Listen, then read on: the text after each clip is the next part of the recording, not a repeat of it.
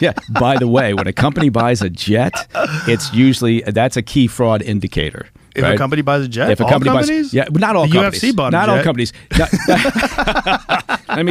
Let me just make a note of that. UFC jet. No, it's what I mean is obviously it's not like if it's Nike or an established large business. But you're making so much money you can buy a jet. Right. If you've got a business that in a space and it's a growing business or it's a new business or a startup, whatever. A purchase of a jet usually is a fraud indicator on the list of all the fraud indicators. Means you cashed in your meme coin. Yeah. I'm not cashing mine. Have you thought about a Mike Baker meme coin yet? You know what? It's funny you should say that. It seems like it's legal gambling is what it is. And it seems like even though it's horrible to do and very unethical to dump it, to pump and dump it, it seems like that's legal for some weird reason.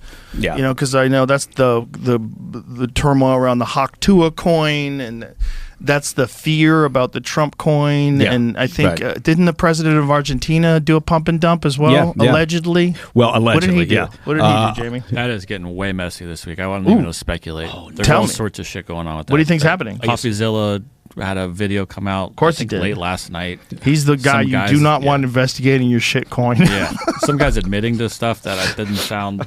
They're legal. admitting it. Yeah, I don't. That's where I was like, I didn't even watch the videos yet. I'm just seeing the stuff on Twitter. We were trying to figure out as a way to do it where you don't pump and dump it, because anybody can kind of make money now, which is so strange. And we're like, we make a JRE coin. What if we didn't dump it? What if we didn't pump and dump it? Like, what would it be for? How can you just do do that? How can you just the regulations have not caught up yet, right? So you see that any new emerging business, industry, technology, I think there are people who look and go, oh, there's an opportunity here because regulatory policy hasn't caught up, right? And so Bob's Dave Portnoy's been paying attention to all this, and he's been buying coins and tweeting about them and then selling them, and he's been making a lot of money. And he's like, "Am I going to jail? Like, what? What is this? Because you're making real money. I think didn't he make like $1 million off of one of them? I don't know. He's involved in this too now.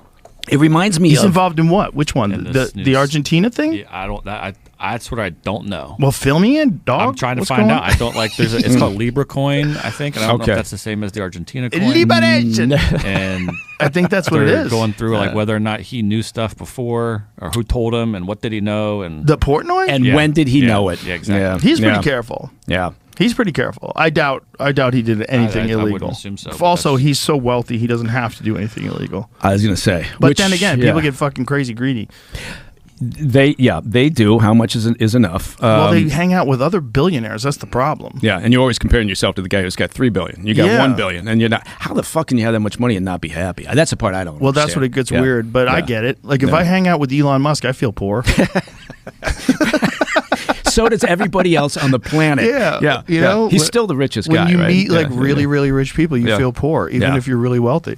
Well, that's the funny thing with him. I always think, like right now, the past couple of weeks in particular, it seems like people are just losing their shit and dropping onto the fainting couch over the idea that he's accessing your private information, right? What's he going to do? He's accessing your private information. And you think, okay, well, first of all, I don't think the guy is looking to scam you out of $500, right? Right, but the argument's good. Like, he shouldn't be able to scan your information. But also, is there any evidence that he's doing that? And here's the other question. Who else has access to this? Well, it turns out about every company turns out out a lot of people have access to this. Even students that are interns who work in the department have access to this. Yeah, I think what they're doing is they're making an argument, and it's a good one, right? If you have if he was evil, if you do have this evil billionaire who wants to control the world and has access to everyone's credit card and just steals all your money or does whatever. Didn't that used to be Jeff Bezos? I thought he was the guy who they were focused on. They were for a while, but he's just balling. Jeff is just like hanging out on his yacht, bagging his super hot wife. Like he's having a good time. That sounds a lot better than like chasing government waste and fraud. Yeah, frankly. And I remember when Elon Musk was criticizing him for not working hard enough. I'm like, wait a minute. Yeah, what is work for? That guy's gets $200 billion. I think you can chill. Yeah, when you get $200 billion, then it's time to get that fucking crazy yacht. Yeah, once you start launching your own rocket ships. Yeah, you got a rocket shaped like a dick. You're literally trying to fuck space. That's Austin Powers. Yeah, have a good time. God. I like the way Jeff Bezos is doing it. Yeah, I mean, but I appreciate the fact that Elon is so psychotic in his drive. It's bizarre, and also in the face of overwhelming hate. Oh my God, it is. I mean, part of me finds it very entertaining. Part of me just looks at it and goes, "All you got to." I mean, I think what they're having a problem with is two things: is the messaging and the means of doing this. Right? Everybody, you would think, would agree that you're going to go through government spending with a fine-tooth comb. You're going to find the waste and abuse and fraud. Fantastic, right? Well, this Everybody is one of the things that Clinton ran on, right? And implemented during his first term. Actually implemented, there were very effectively, by the way, and it was a huge boon to our economy. Yeah, but again, the messaging was different. But it's also the means were different. The Democrats were different. That was a different kind of a Democrat. That was the kind of Democrat I would vote for right now. Yeah. I'd vote for Bill Clinton, despite all the blowjobs and all the crazy shit. Well, but you weren't involved in that, so I think that they all did that. I think you get two types of people who want to be president: pussy hounds and warmongers. I prefer pussy hounds. Well, but you could be both. Yes, you could be Genghis Khan. Yeah. Use both. Good use of the pronunciation, Genghis. Well, I'm actually listening to an amazing podcast. I'd love to recommend to everybody because Elon recommended it on X, and I've been listening to it. It's fucking great. Fall of Civilizations podcast. They're doing a series on the Mongols right now.